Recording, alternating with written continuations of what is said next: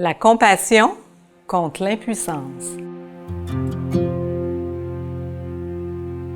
La plupart des gens qui travaillent dans le domaine de la santé ont choisi ce métier-là parce qu'ils souhaitaient aider les gens à guérir ou à se rétablir.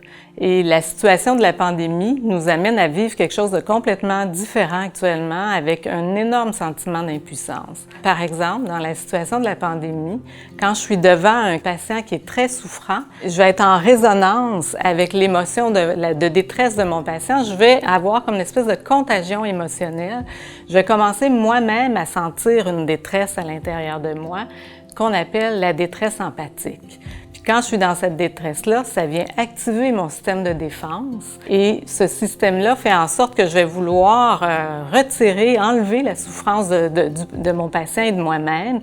Et quand je suis là-dedans, mon cerveau va être continuellement à chercher comment retirer cette détresse-là. Et je suis plus en contact avec mon patient et je reste de plus en plus dans mon impuissance qui augmente. Et cette impuissance devient comme un genre de cul-de-sac où je m'effondre, où je me coupe au niveau émotionnel.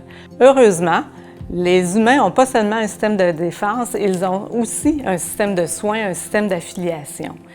Et quand on est avec ce système-là, ce qui arrive, c'est qu'au lieu d'aller vers la détresse empathique, je vais entourer la détresse de mon patient avec bienveillance et compassion.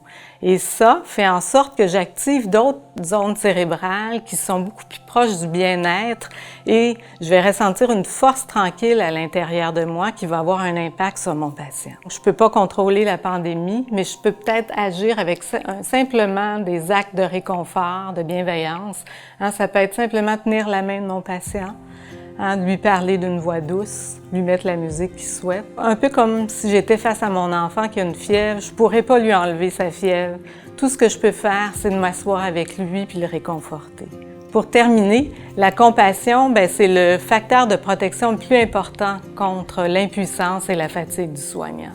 Puis si c'est bon pour nous, les soignants, c'est bon pour notre communauté.